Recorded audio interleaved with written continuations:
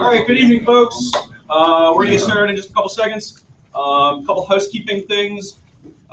We will have someone in the back for anyone in National Valley Council. If you need an OA election, we can get you signed up tonight or get the information for the contacts for your unit. We can also take information for camp promo visits if you need someone from camp staff to come out to your unit and do a promotion visit to your troop. Bathrooms, if you need the restrooms, you can go through that door and up the stairs and through the glass doors in the main office. There's a men's and a ladies room up there. There's also fresh coffee and water for tea upstairs, as well as our refreshments in the back. If you haven't already grabbed a leader's guide, Andy, can you wave your hand?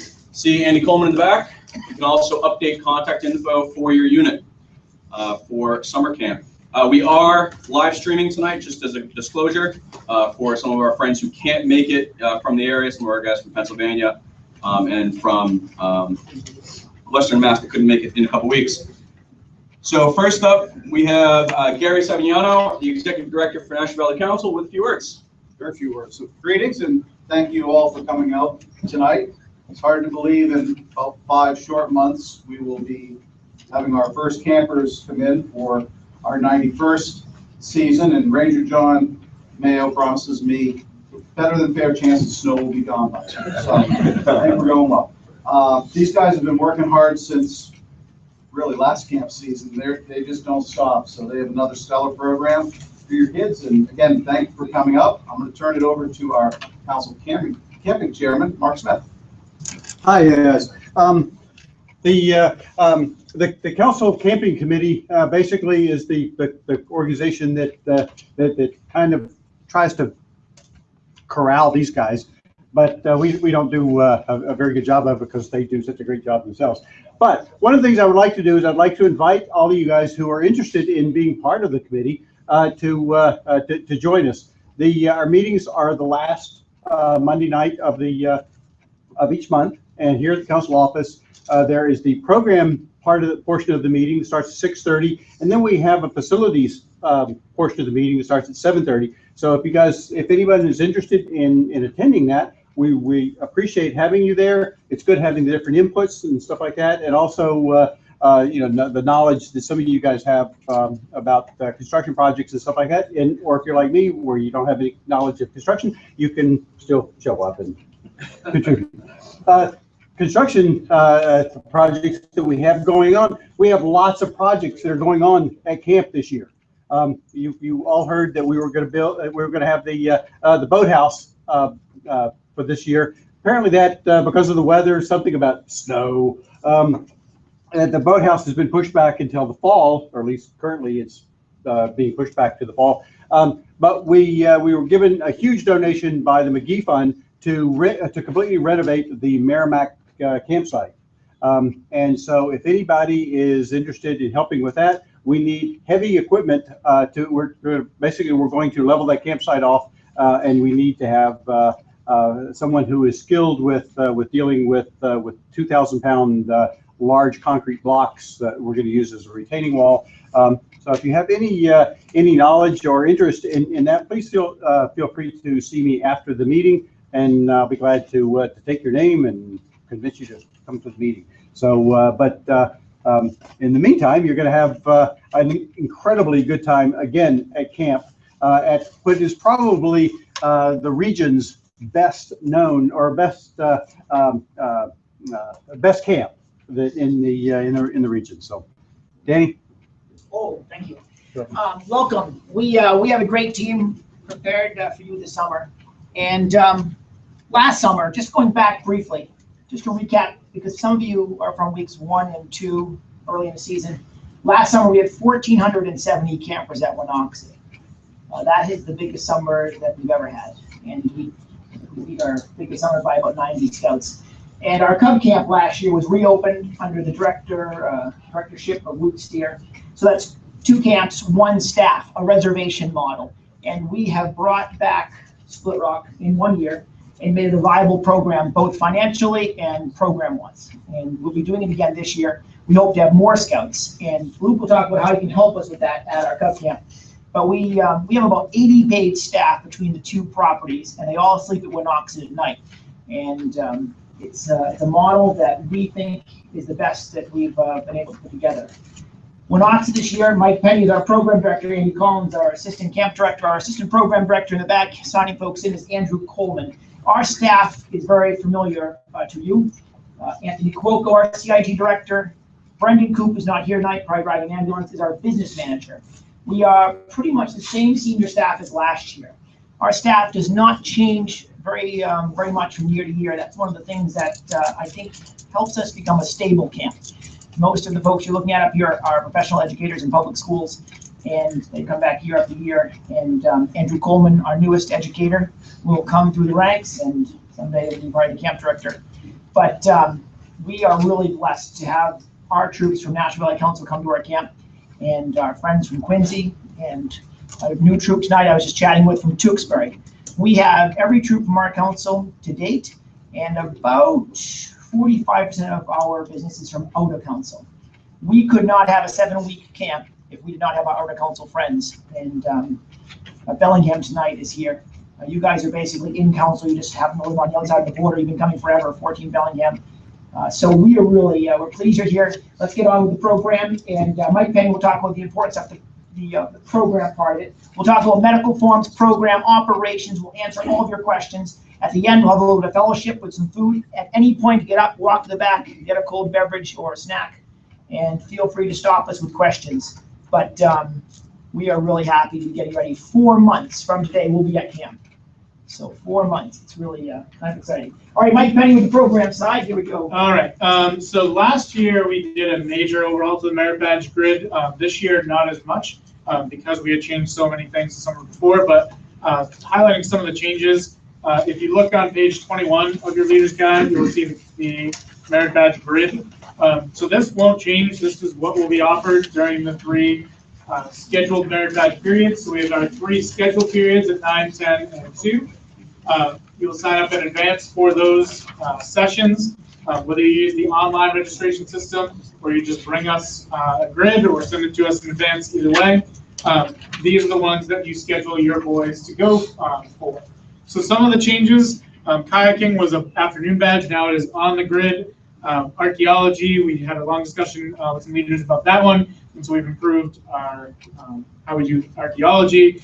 Robotics, we know it was a crunch last year, and so we're offering more sessions of that to give the opportunity for more kids to take it. Aviation is going to be combined with space exploration, and then we're adding music. We're going to get a kiln and bring back pottery. The kiln we had, we haven't had one in a couple of years, but we're going to get a new one.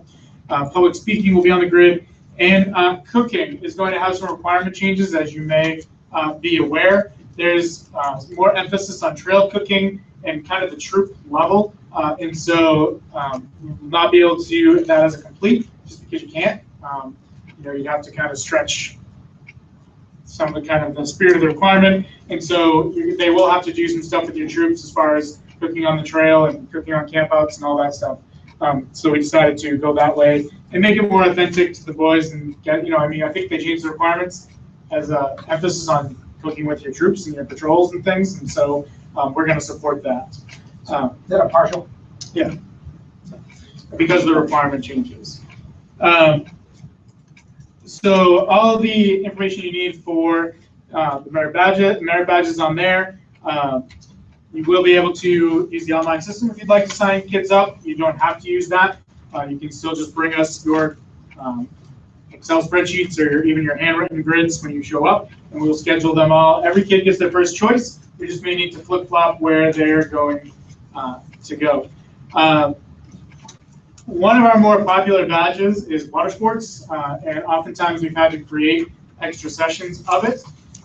In that vein, one of the new big rides for this summer, everyone always wants to know what's going to be new. We are going to purchase an additional boat, so we can offer 2 sessions of water sports at the same time, have 2 boats going in the afternoon so more kids can do the tubing and the water skiing and all that type of, and the jumbo duck and all that. So that is kind of exciting because we'll be able to cycle through more kids. There won't be as much of a wait. And so that is kind of one of the big new rides along with the kiln, which is kind of a big purchase as well. So those are kind of some of the new and exciting things that we will have going on in addition to all the other programs.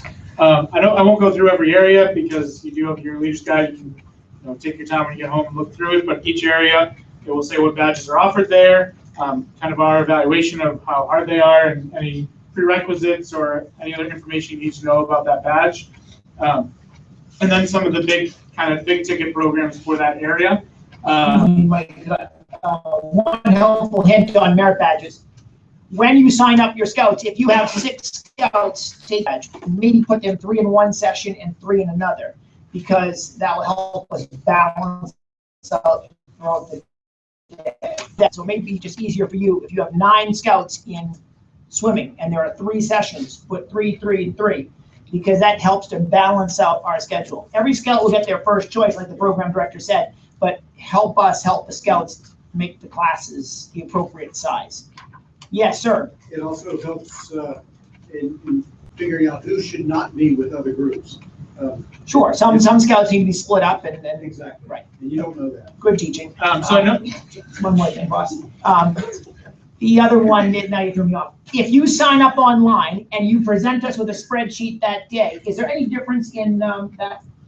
We do all the registrations while you arrive in camp. So we'll take the online document and we'll take the one you present us when you arrive at the ad building, and both groups get the same preference for signing up for their badges. Is that fair to say? There's no advantage to doing it other than for some people it's just easier to do it online, and for some people they like it the old-fashioned way.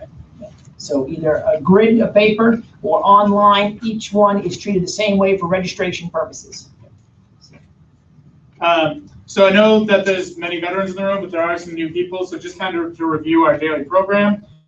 So at 9 and 10, we have our merit badge sessions, which you do sign up for in advance. At 11 o'clock, we have patrol time, which your patrols will sign up for every morning. They'll sign up for a different activity in different areas every day. So that runs from 11 to 11:50. We then have lunch and then troop development time from 1 to 2. And then at 2 o'clock, we have our third merit badge session, gets everyone out of the campsites, back in the program. And then from 3 to 5:30 every day is open program. So we are kind of a hybrid model. We don't have all merit badges, we're all open. We're somewhere in the middle. And so from that 3 to 5:30, they can go to different areas, do different activities. It's when a lot of the big programs take place, like the Sunset Summit or the 5-mile hike, things like that. And then we have evening program on some nights from 7 to 8, where there will be additional badges. We have things called bonus badges, which are ones you don't have to sign up for in advance. Those are offered in the afternoon or evening because they don't take a full week. And so those are kind of just drop-ins. You just go and take those badges as they come. Some are multiple sessions, some are not. And those are listed at the bottom under afternoon bonus merit badge offerings on page 21. So there are a number of them. If anything, if we add anything, there would be a bonus badge. So we won't take anything away from that, but we may, based on area director's preference, add some bonus badges between now and then, which we would tell you about at our pre-camp meetings in the summer before you come to camp. But typically, we won't take anything away. This is kind of our contract with you, but we sometimes have added a few based on the area director's preference. That's kind of the daily rundown. Yeah. Do you have a schedule on the times or the day and time yet? No, we don't yet, because that typically doesn't happen until later because the area directors are still in the process of deciding what they want to do and when they want to do it. But when you come to the pre-camp meeting, then we will have the grids for you. So that's kind of just a brief overview about some of the changes, additions, kind of the new big program purchases, and so.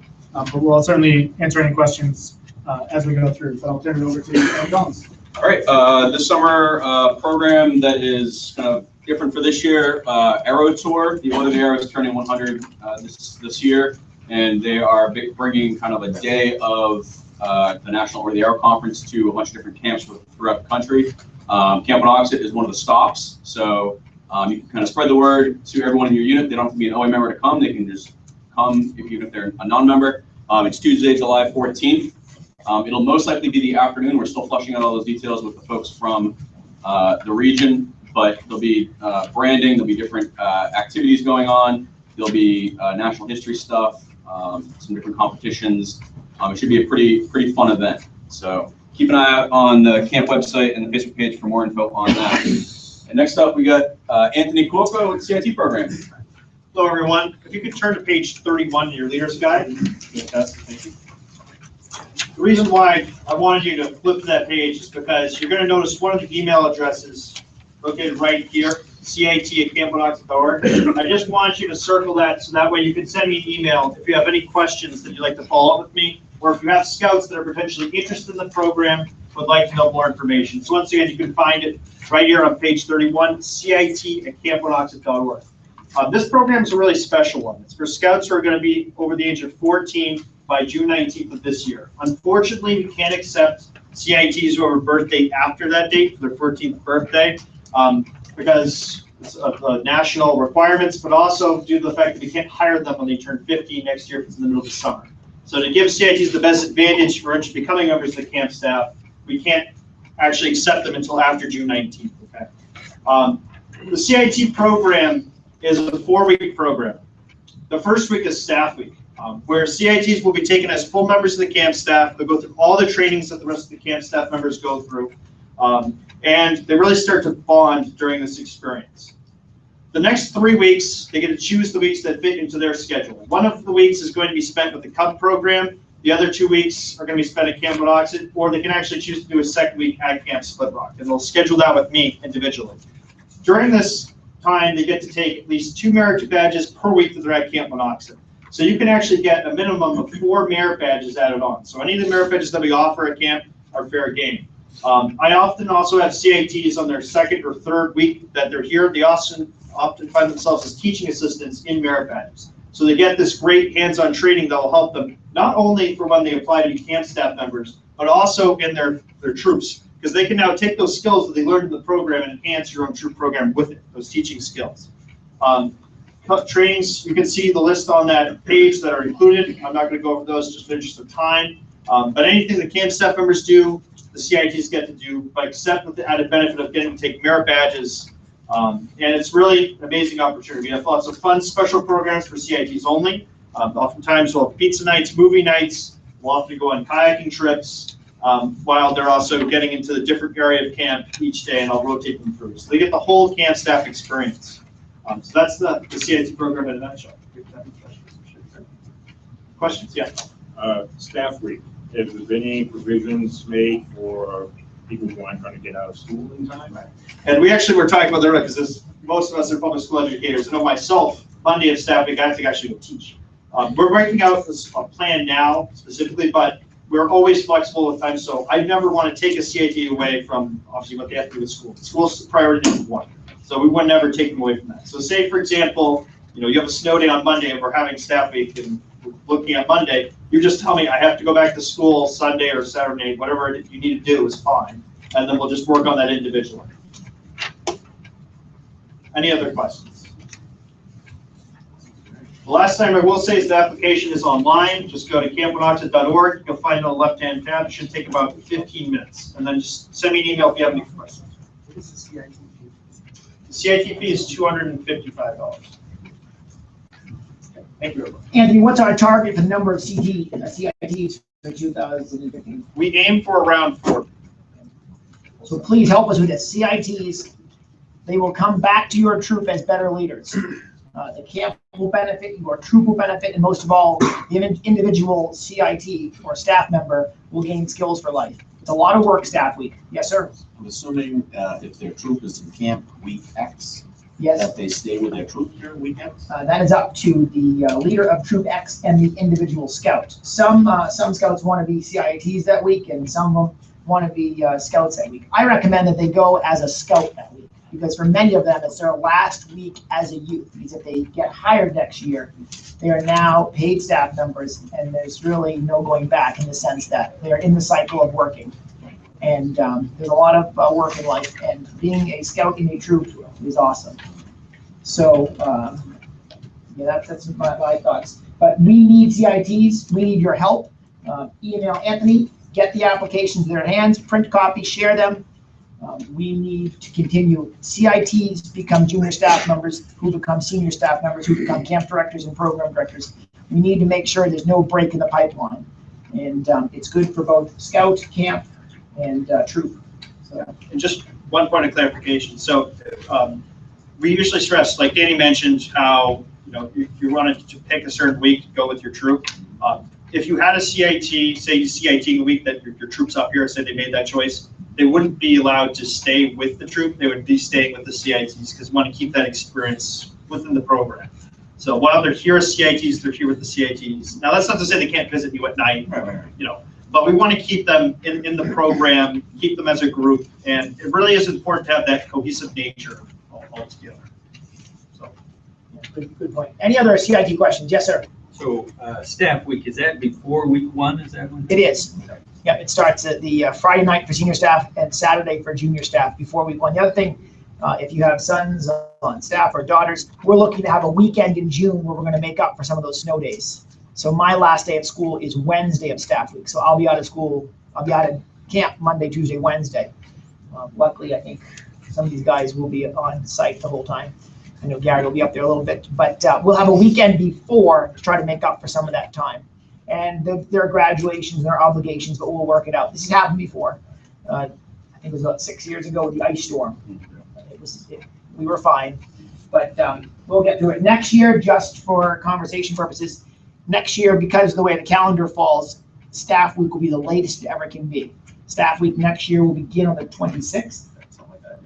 And so in theory, there's a week before the last day of school in Dedham and the first day of staff week, a whole week for most schools. So there's 5 snow days built in on top of the extra snow days. So this happens every once in a while that they get butted up against each other. But Week 1 has July 4th in it, just. Right. And we'll talk more about that as you sign up for 2016 when you're at camp for 2015.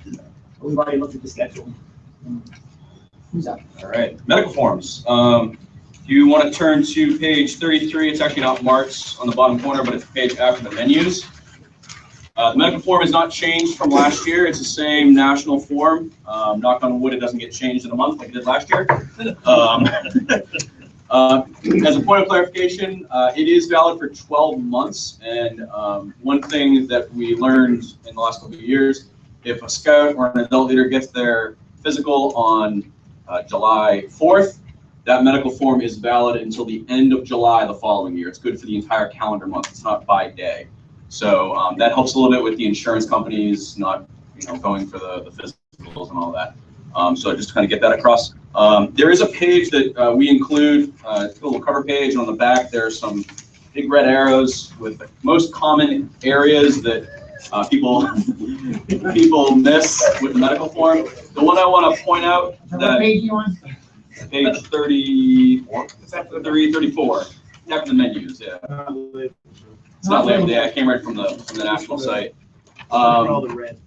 Yeah, yeah, exactly, look for red. The one that was kind of the biggest change last year was the over-the-counter medication. If you recall, if you've been with us for a couple of years, there was a one-page addendum that we included for over-the-counter medications, and then starting last year, they included it on the med form in section B. But there was a lot of miscommunication, misclarification for our parents and physicians because it was included in the prescription medication area. So even if a scout doesn't have prescription meds, the parent has to check off yes or no and then sign. They don't need the doctor to sign for it, but just kind of keep an eye out for that. If the scout does not have prescription medication, the over-the-counter part is with in that same section. Medical forms will be collected, as always, the pre-camp meeting, the Wednesday that you come up, usually 2 weeks before, or for week 1, it's 1 week before. And they'll be reviewed, and then we'll get things back to you, and the nurse will go through them again a second time. At the middle of page B2? Yes, yeah. Yeah, they kind of snuck it in there last year, that OTC part. Are there any questions on medical forms? Yeah. The immunization section? Yep. Is it okay if people attach a printed record as long as the rest of the form is filled out? Yep, many doctors will simply just print off their physical report. Just make sure that there's a date on that printout. A couple doctors in the area, they print it out, and for some reason there's no date of the physical, so we really can't tell when it is. But yeah, then you just attach it to the BSA form, parents fills out the rest. As long as it has all the rest of the stuff, we're good. Just to talk about our nursing division, Nora Ann Walsh is a senior at St. Anselm's, and she's an honors student, and she's joining the staff as our RN. So she'll be graduating in May. She'll be the RN, And our nurse from last year loved it so much that he was transferred back, or he requested to transfer back to the maintenance division, so. So we will in fact have 2 RNs in camp, plus our EMT ranger, and our business manager who's an EMT and driving ambulance tonight. So there'll be 2 EMTs and 2 RNs on site. A whole bunch of first responders and a couple new defibrillators. So we are well stocked, but nursing at camp is it's a lot of work. And Matt Taylor, it was his dream job for years, and now he went back to John Mayo's ranger shop. So anything else about medical forms? Some of you old timers in the room have some good questions that might be helpful to the new folks. Mr. Geary, anything for us? No. No. Yes, sir. Question. Are you taking medical forms in advance of camp and tell us? We are. I'm going to show you the dates in a little bit. We have a meeting 2 weeks before camp for each troop. And you'll come to camp and we'll have a meeting and we'll check the medical forms that night and we'll start the process of making sure that they're in good shape. If there's something wrong that night, you may get an update that night. You may get a call the next day saying this scout is missing some part of it. The idea is that when you get to camp, we're not showing you the problems with the form that Sunday. We pre-screen it, and are the pre-dates in here? Yeah, they are. They're on page 5.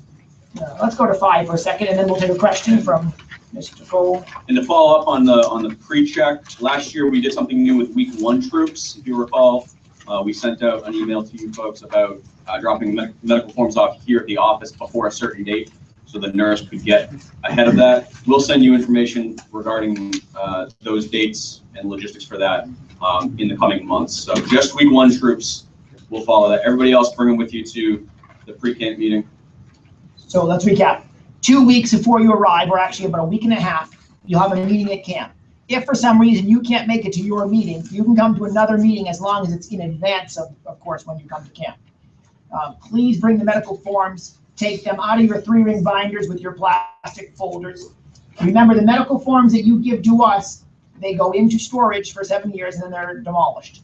We do not give them back to you. That's the state of New Hampshire or state of Massachusetts. Someone, they go into the bunker here at headquarters and they're copies. So please send us copies and give them to us in a nice stack. Also, don't send us the medical forms of the kids who are not coming to camp. Some troops give us all the medical forms and some of them are not coming to camp. So we don't want to pre-screen all the medical forms, only those who are coming to camp. Anything else? Was there a question? Yes, Mr. Mark. So do we get the med forms returned after camp? No, Mark, I know you always, this is a good point of clarification for you, but you do not get the medical forms back. Last year, it was a little bit of confusion because someone made that reference as a joke and then it didn't go well. You do not get these medical forms back, and it's not because we want to hoard them, it's the state law. So copies, we'll check them, we'll let you know, and we'll get checked to date. Yes, ma'am. New Hampshire still requires complete dates of all immunizations. I know this is a bone of contention because the national form only asks for like the last date, but in my experience, complete dates have been required. I believe you're right. I'll have to check on that. I believe you're right. Okay. Yeah. And there's a little bit of wiggle room. The New Hampshire health inspector has been the same one at our camp for many years, and we've been through a lot together. And he likes how we run camp. We want to keep him happy, definitely. And he does explain that some of your pediatricians are no longer still with us, and some of your forms are not. I mean, they want records of when you had your MMR, Mr. Geary, and a long time ago unless you had a booster. But you probably didn't have it because you've got those diseases, right? We'll try to have complete records, but we can work with you as much as possible. Is that right? We'll check. Unbelievable. Any other medical questions? Okay. All right. On page 4 are this year's camp fees, and I have to apologize. I thought I updated this slide completely, but I missed the prices. This year, the camp fee for early bird is $365. What's printed is accurate, so ignore the screen for a brief moment. A couple things that we did with camp fees this year. One, you will notice throughout the program portion of the the leader's guide, we've removed any fees that a scout would pay for a program unless they're taking something home with them. So our shotgun shooting fee, our motorboat fee for water sports, we've removed those, kind of all inclusive, unless they're making something in like handicraft. So if they're making a leather kit, you're gonna buy the leather kit or bring a leather kit to camp with them. They're gonna bring that home. So that's one change on the fees. The leader's fee is still the same, $75 for an additional leader above the quota that is listed just below the camp fees, and $5 meals per day. The early bird date this year is May 1st. It's around the same time as we had it last year. $5 early per May. meal. Yeah. Not per day. Right. $5 per meal. Sorry, yeah. I just want to drive home about this all-inclusiveness. This is something that we've been trying to do for 6 or 7 or 8 years, and I'm really excited to say that it's happening. The idea is that you go up to the shotgun range to take a badge, and you need to shoot the shotgun to get that badge.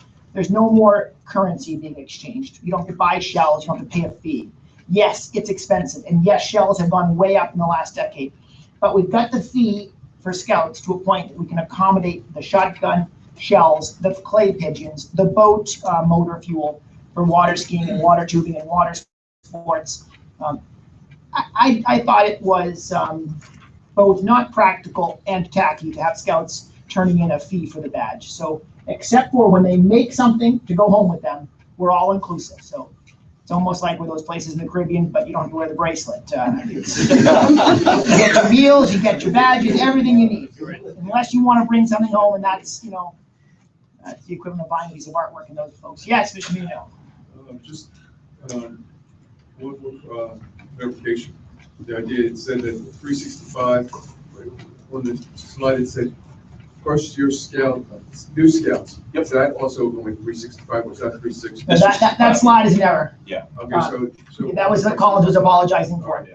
It's 365, that's the fee, and that's the all-inclusive fee. So shoot those guns and try it. We're gonna get a Skeeter this year. It's a really nice boat. It doesn't have as much of a cabin. It's a little bit lighter, and it's gonna fly. So we're gonna get a Skeeter, and it will be safely operated by our professional captains down there with the New Hampshire commercial boat license. So we'll have 2 power boats to zip those kids around the lake, and in a safe way. That's the key concept, safe. All right, other things with registration. These are some helpful tips. Could I go one more thing? On fees, in council, out of council. Please start early with submitting applications for camperships. If you are an out of council troop and there's a challenge with a scout coming to camp, please contact me, contact council. No scout should be left at home, whether you're in council or out of council.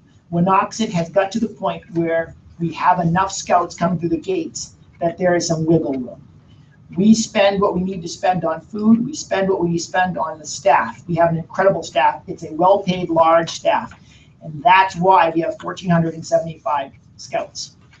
If it was not for the staff, we could not do what we're doing. But right now, we're doing it. And if there's a scout who's having trouble coming up with his fee, you as a troop cannot help that scout get to camp, then you need to contact me because we're not leaving any scouts at home because of fees.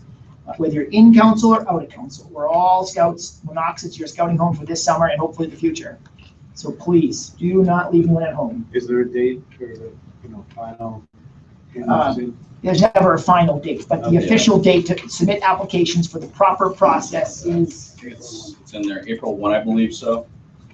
That's through headquarters. And if after that date there's a problem, you can contact the director at Camp Wanocksett, and we can maybe cut the red tape a little bit. But please, let's go through the proper channels first, and no one gets left at home. All right. Yeah. The adult passes, are they rotating it also, okay? Oh, yes. Yeah. You mean for the, so if you pay for a full adult for the whole week and you have 7 different people for the 6 days, that's fine. Yeah, we don't track who the adults are. We have you in the registration for who's in camp. No one's checking in the dining hall who's who, and no, we're not. You folks need to be there to take care of your scouts and make sure they're safe.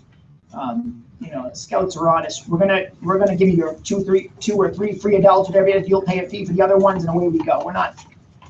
Years ago, there was a request that adult leaders wear an orange band and scouts wear a green band. We don't need bands at Wanocksett. We don't need to be checking bands or checking tickets. You're all coming to camp, we'll feed you well. We have our cafe services contract is just about to get inked, and they'll be with us for our either 17th year or 18th year. 17 years of cafe services, and it's good food. It's not excellent. It's good, and there's plenty of it. We've been looking at menus at other camps every day. I didn't know this, but a little trivia. Every day at Camp Wanocksett, you have a main course, and that includes a meat. Many camps don't have a meat in the morning. Isn't that crazy? They don't have a bacon or a sausage or a turkey sausage or a ham every day. I agree.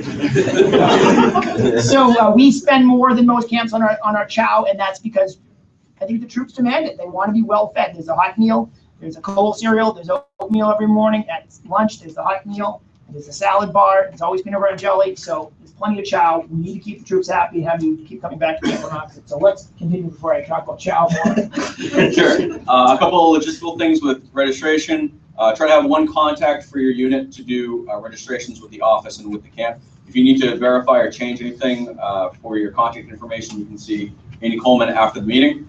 One thing that really helps is to have the troop make the payments for summer camp. A couple of units are having parents mail in one check after the other, and that can get a little confusing, especially around early bird time for the folks upstairs in the office. So if at all possible, have the families pay the troop pay the council. That really helps out. New this year, the very last page of the leader's guide is kind of this one-page financial submission. Again, this was a request from the folks upstairs to kind of help out, especially in those really busy times around early bird and when a lot of mail comes in. If they get a check, they have to kind of reverse engineer to figure out how many boys and how many extra adults and all that. This just kind of helps that process keep it clean. Some troops would include a cover letter. You can include this now. And at the bottom, you'll see the contact information. Before June 17th, everything gets done with the office staff here in Lancaster. And then on that date, all the stuff gets picked up here and brought to Dublin. So you can mail your payments or call us at that number at the bottom after that date. All right. Yes? I think I know the answer. I'm going to ask somebody. Are you accepting payments online?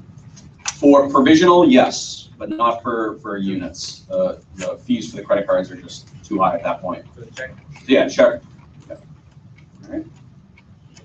Good questions tonight. These are stellar year for questions. All right, we got Luke Steer with Cub Scouts. All right, so hi everybody. I have been going out to a couple of promo visits and stuff like that, and I open them all by just saying thank you. And I want to do the same thing here tonight. I know this is kind of the Boy Scout side of the operation, and a lot of the information that we've been talking about is Wanocksett. I do have a little piece for Wanocksett I'll talk about, but Camp Split Rock, a Cub camp in Ashburnham.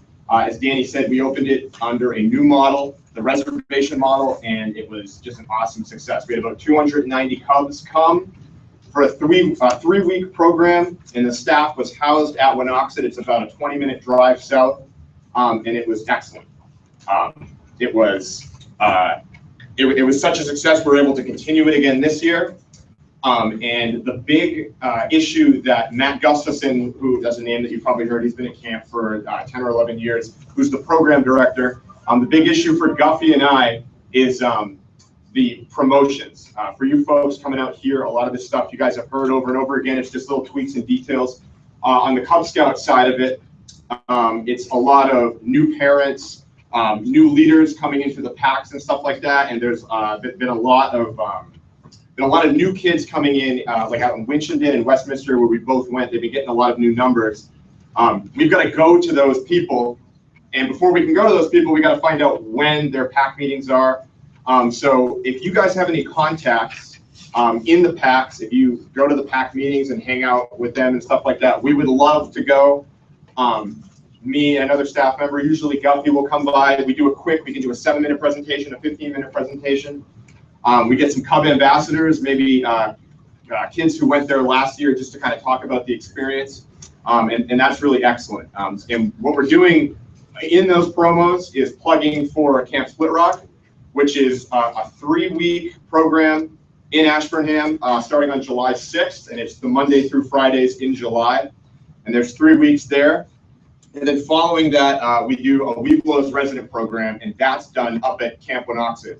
We have about 28 to 34 staff that we have down at Split Rock.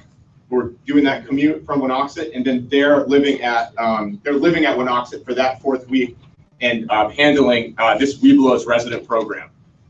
So that is week 5 of camp, I believe. So week 5 last year, the first half of the week, we had the Weeblos there. They come in just like a troop. We get them through Memorial Lodge. They eat in the dining hall with you guys. They have a total blast. They're away from home. They're camping just like Boy Scouts. But since they're Weeblos, we send them home on Wednesday. Last year, week 6, we did that same thing. We had that for the half of the week.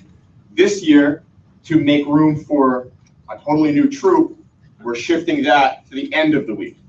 So we can go 2 sessions in 1 week. We'll have our staff there, and then we'll have the rest of the staff to get, whatever we needed to do done basically in the last 2 weeks of Boy Scout program in the lead up for our breakdown week. So this is a little bit of a change from last year. In terms of how it affects the Boy Scout program, it just makes it better. There's no shuffling about staff members and stuff like that, because again, those 30 people that we had down at the Cub Camp are now up at Wanocksett, running an entirely separate program. And the Weeblos really get a chance to see what they're going to be going on to in the next year. And it really makes for a fantastic experience for them. So Luke, can you talk in specifics? Because I know some troops here are in week 5. How, when the Weeblos are at the BB range, that is not the Boy Scout rifle range. That is a separate location. When the Weeblos are at the archery range, it is not at the archery range or the Boy Scout camp. So we have looked at our facility and found a way to run 2 programs at the same time without affecting any of the programs. There's a time after lunch when our waterfront is closed from 1 to 2 for Boy Scouts. Well, it's open for Weeblos. That way we can put the Weeblos through there and the Scouts still get their time. We're not going to compromise anything in the Boy Scout program for this program. This program had how many Weeblos last year? 40 at a time, probably? Yeah, just about. So basically, it's 40 Weeblos in camp with their own staff using the facility, but we're very creative with when they're using it. We're not going to affect program. We're not going to put anything in jeopardy. Yes, sir. We're week 5. I didn't even know they were there. I know. I thought that would be. He's not even a plant, by the way. Yeah, we have so many staff and we use the acres properly that it's a good thing. So. So yeah. Yes, ma'am. Well, Jeremy went to both. He was at Split Rock and Wanocksett, and so. Yeah, Joe was here tonight. He was a volunteer. He did Awesome. That was fantastic. And you guys are now with 1728, the troop, right? Yeah, So In another month. So please, if you have success stories from our Split Rock or Wanocksett, pass them along. It was a sad day when we closed Split Rock a couple years ago, but it's back, it's open, it's viable. I think it's better than ever because of Luke and his staff, and this is a good thing. And we're going to build this year. We were 290 next year. We're looking to do 340 this year, and we need to continue to open these camps because when they get closed for more than a year, they don't reopen. So we want to continue to thrive. Thank you. Question, one parent asked me, I said, the busing situation, is going to be a little bit different? Are they changing things around? the busing is going to be the same as it was last year. We're not going to change the model at all. And what we did do last year is, I don't think it was in the Clinton region, but there was a couple, our week 3 region in Western Mass, we did end up changing a little bit of the bus stop just because there was no people at that stop, or it was easy for those people to get to a different stop. So the busing with the 2 stops and then right to camp was really successful, we thought. But any issues, people can just email director@campsplitrock.org, and we can talk about that. And we get a lot of feedback too when we go to the promo visits and do that. So the more we can get boots on the ground out there, the better it is for the Cubs and also for the staff that works for the whole reservation. So, and just kind of think about buses. We went from 18 buses under an old model down to 6 buses. And so it's 2 buses, correct? Per week, 3 weeks. And the idea is the bus starts its morning, has 1 stop, then right to camp. We're not doing multiple stops. You cannot keep a kid on the bus for more than 45 minutes before it gets to be too much. So it's, you get on the bus, 1 stop to camp, we get you back. Yes, maybe you'll have to drive 12 minutes from where you live to that bus stop, or maybe it's a 15-minute ride, but you know how it is. You drive 15 minutes, you get out, you hang out in a parking lot for a few minutes, you get on the bus, and then you roll. 18 buses was far too expensive, and that would have prevented us from opening the camp. And so we're down to a model where we are at 6 buses for 1 more year. If next year we need to add more buses, we will. And our shout out to, what's the name of the company? Donna from First Student. They are giving us a deal because they don't want to have those buses sitting idle. And so they're giving us an incredible deal, keeping them rolling. I also think it keeps the drivers off unemployment. It keeps the buses from sitting in the lot. And they are great. Donna, if it was not for Donna, we would not have a company because of the prices that they're generating, and they've agreed to this year too. So, First Student, and a lot of logistics, and Luke did an awesome job. So anyway, all those details, including bus routes and whatnot, are available online. We're available to go for promo visits whenever. And my email's not up there, but it's just director@Camp Split Rock. So yeah, I'll be here if you guys have any questions. So thanks again. Before we get to the Q&A, Andrew Coleman's just going to talk a little bit about our COPE program. Yeah, so when we look at all the programs camp has to offer during the summer, that it doesn't magically go away after the end of week 7. All that stuff stays up there for the off season. So COPE and the climbing tower are both great programs that kind of allow your scouts kind of a glimpse of the high adventure aspect that scouting has to offer. Last year, the COPE program and the Wanocksett Adventure team kind of went up to Monadnock and started to do a bit of natural face climbing up there. And we have one of the fullest COPE courses in the area, right? 13 high elements, 13? A lot of high elements, and a very expansive low course. So it is a great way to develop the youth leaders in your troop. It's a great way to kind of give someone who's earned a good portion of badges at camp a new way to kind of spend some time in the morning and develop some creative thinking. It also functions really well for your troops and your patrol leaders councils in the off season. You guys are, we work with you on the weekends. If you guys want to go up to camp, rent a cabin, you can do the COPE program during the day. We also work with the climbing tower during the off season. So if you're interested in any of those things, they're great resources, and they're both there. Mike Penny takes his student council group up to do the program. Mark Coolline takes his past staff member, his class up to do it too. So it's a great resource that really I think is underutilized. Are the prices for that online? I believe so. For the off season? Well, I believe they are, but if they're not, we'll get them up there. Yeah, I think it's somewhere around like 15 or 20 ahead. But if you look at kind of the adventure parks, you're talking like 80 or 90 a day. Yeah. We'll get all the stuff included for you too. So, and you can't do the COPE with climbing tower because it's booked already. You can always rent a cabin, hike the mountain, go skiing up at Crotched Mountain. Plenty of opportunity in the off season. And we were talking about this weekend. If you have, it's actually a neat little package. If you stay at camp, it's about 18 miles away to Crotched Mountain, and you can ski nights and days on the weekend. Stay at camp, and it's a nice economical weekend. And they do great prices for group rates. So if you want to ski at Crotched and stay at Wanocksett, call council and book it. And I think you get at least 5 more weeks of skiing this year.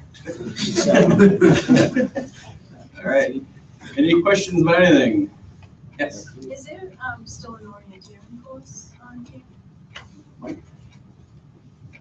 Scoutcraft usually has one. Orienteering is tough because it's tough to do it the right way, so that's why we don't offer orienteering. But I believe they offer it as a program. Because years and years ago, when I used to go, you had it, and then you did away with it. Yeah. And orienteering, as you know, was probably one of the hardest ones to get in first class. Right. Yeah, So I think that it's usually would bring it back. it is usually offered as like an open program type activity, and if not, we can certainly set them up. I think we complete the orienteering requirements for first class. Right. Oh, you are? We do. Yeah. I think we do complete the first class orienteering requirements. Okay. And then we do one for the 5-mile hike around the lake, which you have to orient map and compass. I know in 93 and 94, we had an incredible orienteering course. Yeah. I know, the Scoutcraft director back then. He nailed them to a tree and got in trouble with the ranger for the little wooden markers for them a few years back. Just a shout out to our camp ranger back there. Ranger John Mayo is with us. Rangers. It's his 35th year this year on staff, so we're excited. Any other questions? Please ask us a question if you have one. We'll be available afterwards. Just to one plug for next year, 2016. If you have a friend, another troop outside of National Valley Council or in your council, or you know a troop, we are going to be opening up a small campsite this year at camp. So we're adding one small site, possibly a second small site. We're not looking to increase the total number of campers. What we're trying to do is, we have many troops with 8 scouts, and they share sites. And we're trying to find them a small site that they can call home for the next 10 years, and they don't have to share a site. So we're looking to open up 2 small sites, which will then open up a larger site. So if you have somebody from another council or another troop, or you have a sister troop, let me know. There's also an incentive to that. If you bring a friend to camp, there's a special incentive, which I'm not going to talk about now because I'm being recorded over here. But there is an incentive, and it's real, and people have claimed the incentive, so please see me. Yeah, how about venturing crews? Venturing crews. I'm going to defer to Mike on that. We have had venturing crews come to camp. We have created programs. Yes. But Mike. We have had venturing crews, and we've kind of had them with, usually the COPE staff tailor a program for them for the week. So it's certainly something we've done in the past, and we want to do in the future. One of the new changes to the veteran program, they've done away with the old bronze awards that were kind of very easy to shape a program around. The new way that they're outlining venturing awards makes it difficult to kind of provide a program. And some crews are split. They like to just look at what you're presenting as a program and accept that, and others really want to tailor what they've done. But we've had personal growth goals like developing conservation trails for camp and things like that. So if I know 42 has the split crew troop model, if you are interested in that, we can definitely work towards kind of coming up with a program that you'd be interested in.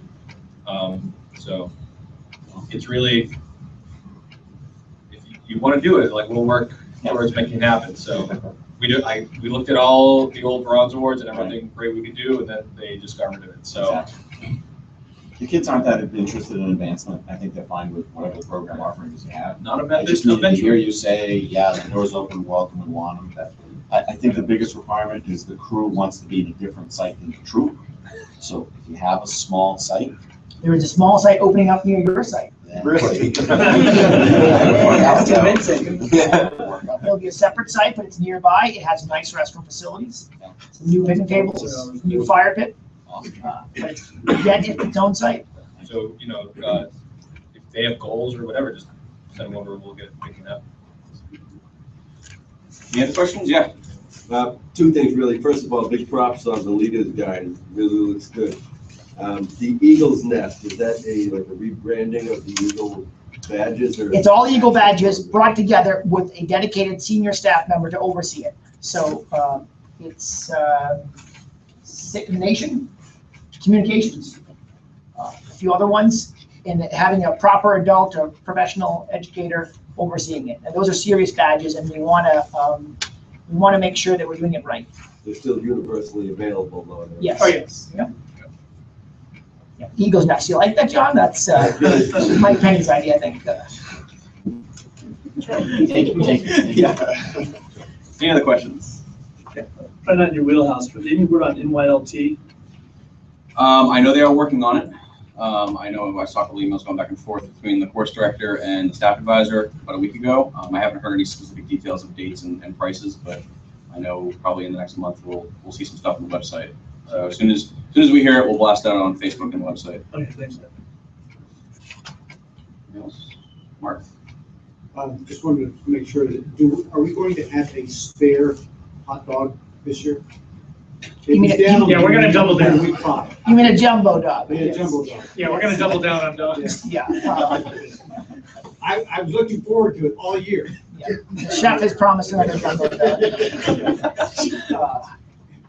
If, going back for a second, if there is something that your troop wants to do at camp, you should let us know. Let Mike know. We have staff. And this is not, I can say it tonight, but if you call us on it, then next year I can call on you in the meeting and say, did we do what we said we're going to do? If there's some program, there's something that's not in the leader's guide that you would like to do, we can do it. We have staff who want to be at Wanocksett and want to work with you, for your troop.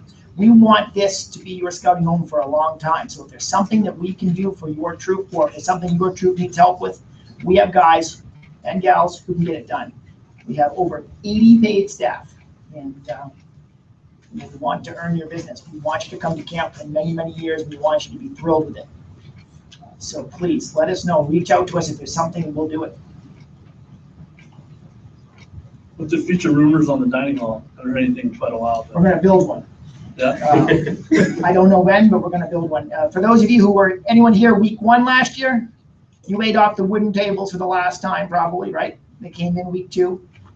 They're plastic. You can clean them. I miss the old ones, but these are better. It's a change. It's a process. Andrew Coleman and Andrew Collins came up with the idea, and I helped with the configuration, and we have been able to fit more people in the dining hall, and it's awesome.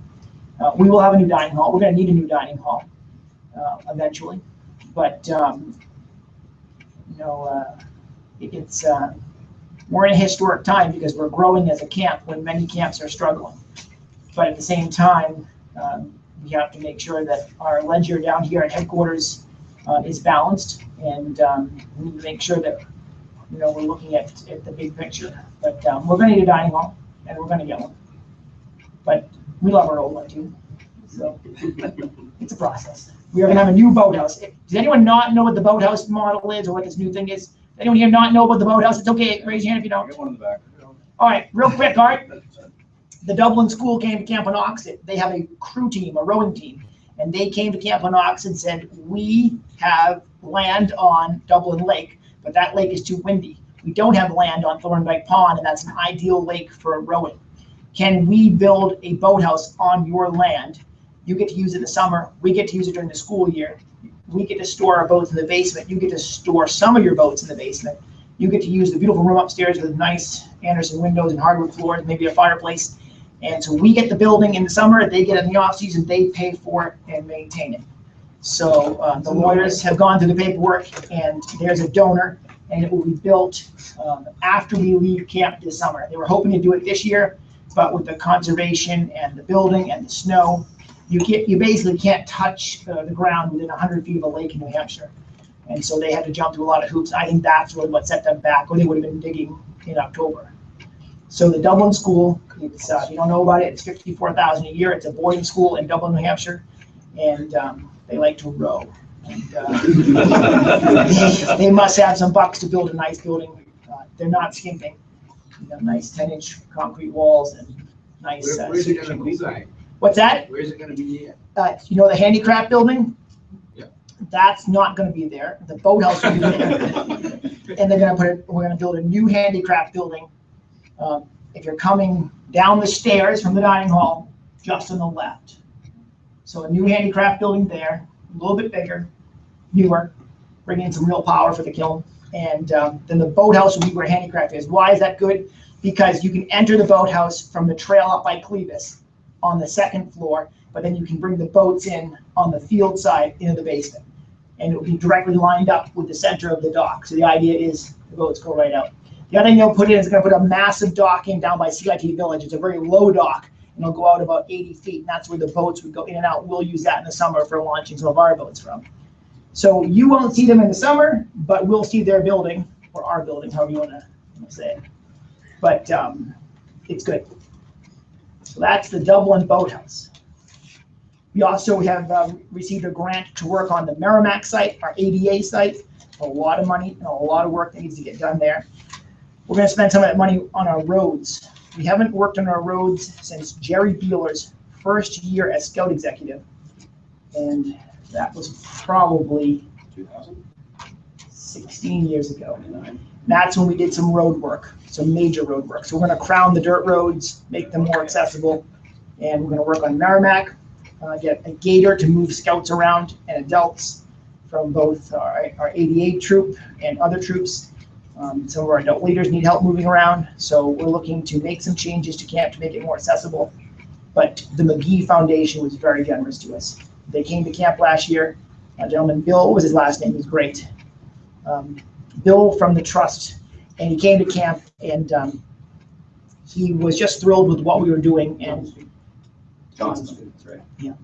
And he came to camp and was just thrilled with what we were doing. And when Mark went for the presentation of our plan, I think they gave us everything we asked for plus some. So We were expecting about 30,000, they gave us 90. And basically it was because they recognized that Camp Wanocksett is really the premier camp in the region. well, in fairness, that's very generous of you to say, but we also have asked for money, and we said, can we have this money to do this project? And then we did the project and then showed them pictures of the project. So everything we asked for, we've done in the past. And so that goes a long way with McGee. So it's a great camp, but we've done what we said we we're gonna do with the money. And I think they like the idea of 1,470 campers. Jack with a question. Jenny, the amphitheater, Yes. can you make it so, like, you know how you have that big sound system? Yes. coming on? Couldn't you make it so, like, somebody, like, if Mike is speaking and you're speaking, we can all hear it? We'll work on it, Jack. Because that's the only thing is, we can't hear half the things you guys say. Okay. Listening?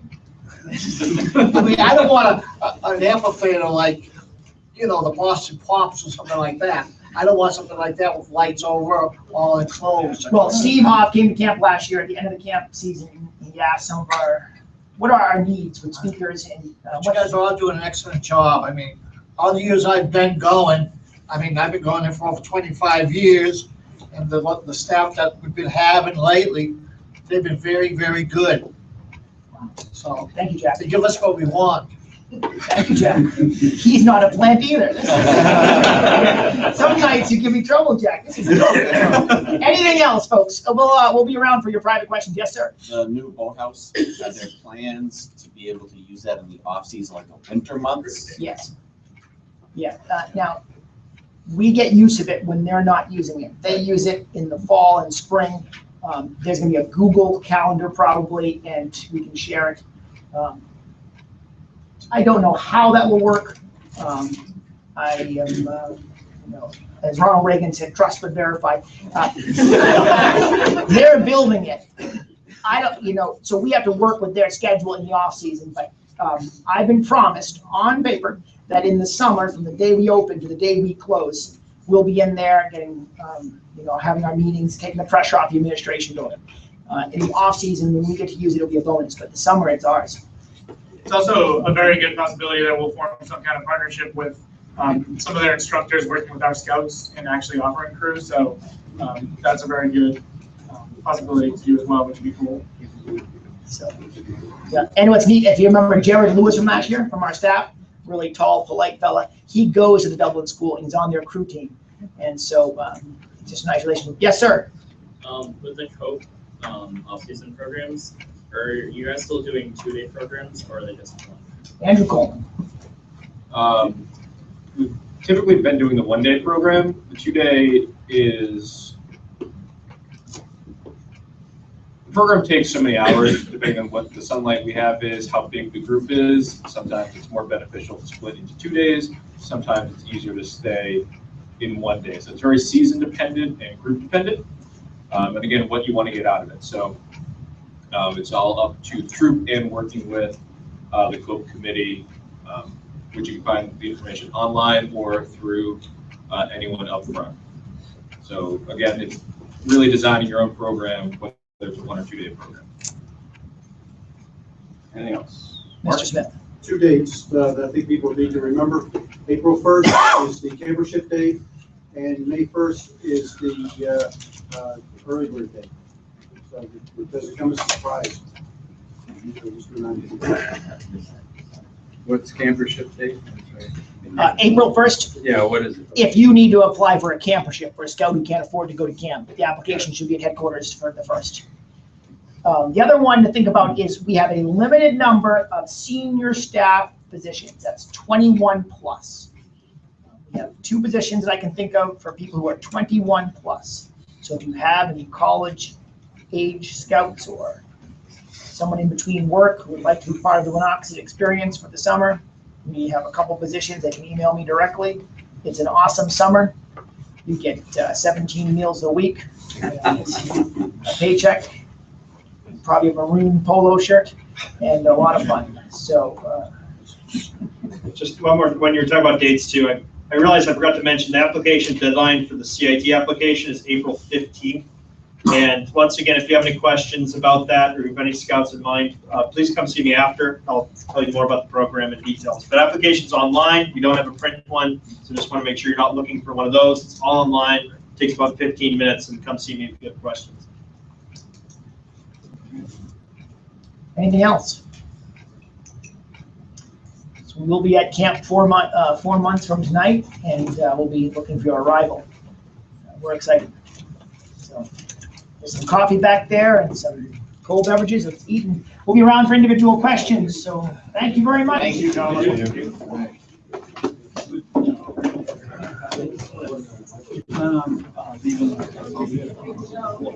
you.